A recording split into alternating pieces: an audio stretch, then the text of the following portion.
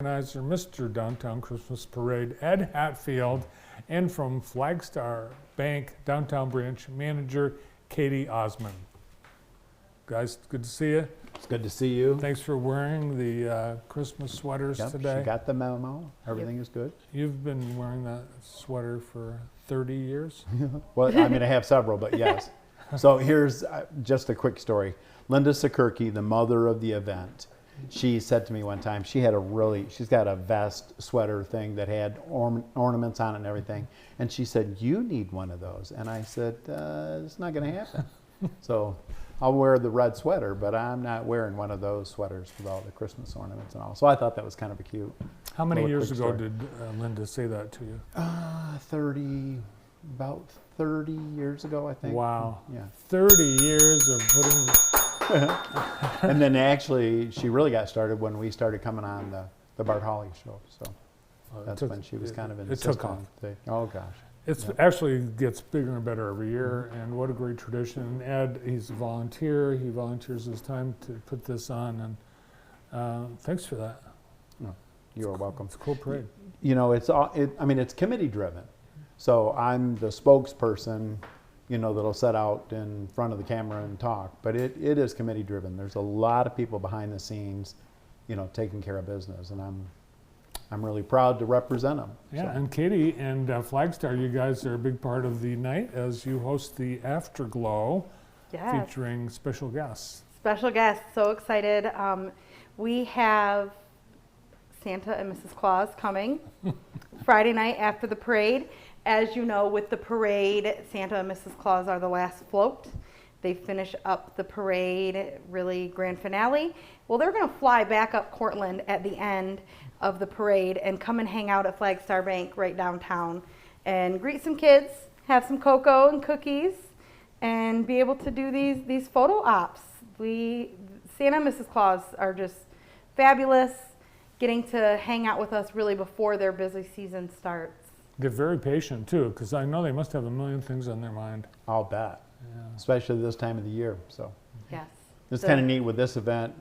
I'm humbled by that. You've heard me say before, it is amazing to think that this parade is actually, it's the springboard for Jackson and all the surrounding areas. They use this to kick off the holiday season, and away we go. So it is. It's official. That's pretty neat. What do people need to know about this year's parade, Ed? Well, every year we have a theme. This year is Dreaming of a White Christmas. Oh, I think your dream's coming true. So that's neat. We have, and you can tell, their floats, man, they want to know as early as they possibly can what the theme is going to be, because they pretty much stick to that. And then as you watch the floats go down the parade route, there are those that are just totally off script. That's what they wanted, to make their float into, and that's what they do. Required to have lights, so we're good. I think that just adds to, the excitement of the parade and all. Yeah, it is, and that's a requirement. You have to have lights. Great pictures. Great pictures. Yes, that is a requirement. A couple housekeeping things. We ask people, please, please, please don't throw candy off from your float. Now, they can have people that can walk the candy or the flyers or what have you out to the public. But the problem is, if they don't make it to the curb, then you have little ones that want to come out and grab the candy. And man, that is a huge safety issue. When I was on earlier, I was talking with Andy, and Andy, one of his things was, his pet peeve is our Jackson Police Department, they are just wonderful at their support. Well, they run the yellow tape out there. I think there are a lot of people that think that that's just maybe a suggestion. So it would really be nice if everybody stays behind the yellow tape, gets really crowded out there. I think Karen mentioned that there a bump out is what they refer to. The sidewalk that comes out gets really narrow, and it's difficult. So yes, people to come down and enjoy themselves. Basically, stay out of the street. Stay out of the street. Curbs, we have big sidewalks now. We have big aprons, the bump outs. Exactly. Plenty of space. Stay out of the street. Don't park on Michigan Avenue. Oh, yeah. That's a biggie. I don't know in 33 years that we've ever had to have somebody towed, but... Let's start. Yeah. we'll just pick one. We'll just pick one Yeah. and away we'll go. But so I just kind of wanted to segue into with what Katie's doing.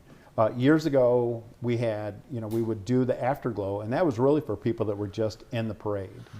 And then, it morphed into what it is today. We did Polaroid cameras. If that'll age me, then I can appreciate that. But now it's bring your, with the digital cameras and everything that everybody has, it's just a great opportunity, to come and be at Flagstar Bank, enjoy all their hard work and efforts. And you have a lot of little elves helping you with. We do. We're very lucky. We get some awesome elf helpers. With Flagstar, we do have our Jackson Flagstar DEI Committee, Diversity, Equity, Inclusion.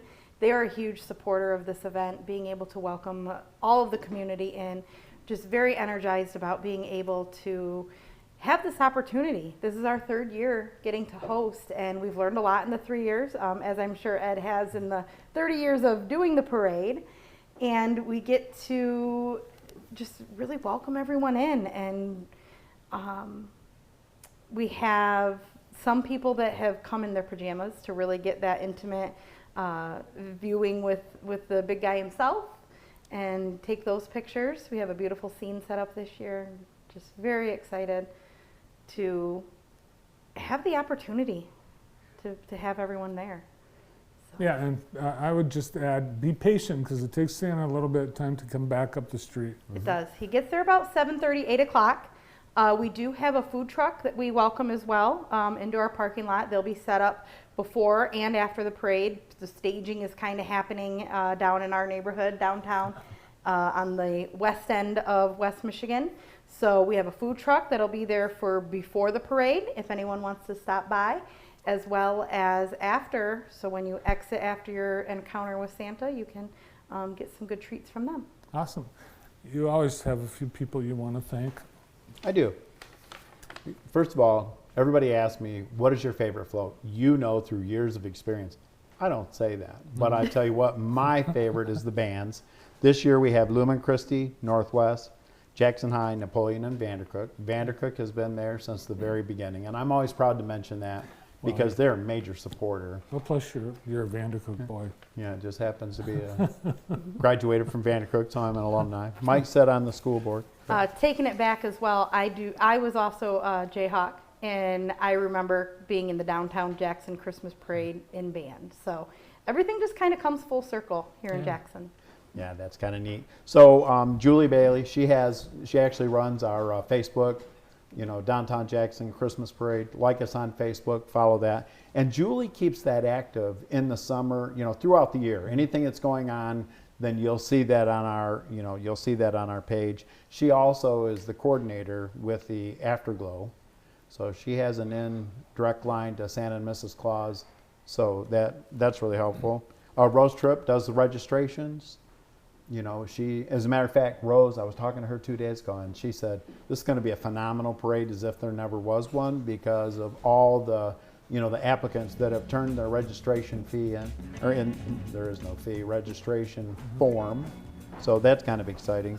There's just if I tried to mention everybody, I know that we would be 10 minutes over the show, and we're already lights were out. And, We'll look forward to seeing you both and all your the results of all your hard work Friday night in downtown Jackson. Thanks for coming in. Thanks for all Thanks so you much, guys Bart. do.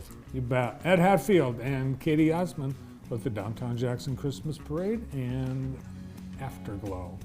And of course, you'll be able to see this on JTV and replay on the weekend as well. Thanks to everyone for being with us on our show today. Thanks, crew. Thanks, sponsors. Thanks, Katie and Ed. And thank you for tuning in. We'll see you tomorrow.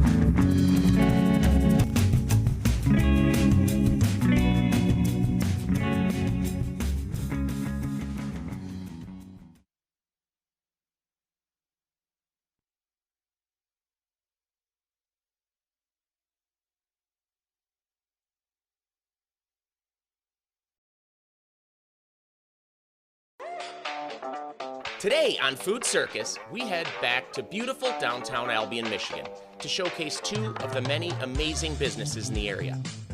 Foundry Bakehouse and Deli, as well as Superior Street Mercantile. First, we visit Foundry Bakehouse and Deli. The Foundry attracts visitors from Albion and the surrounding areas, and I can see why. It's located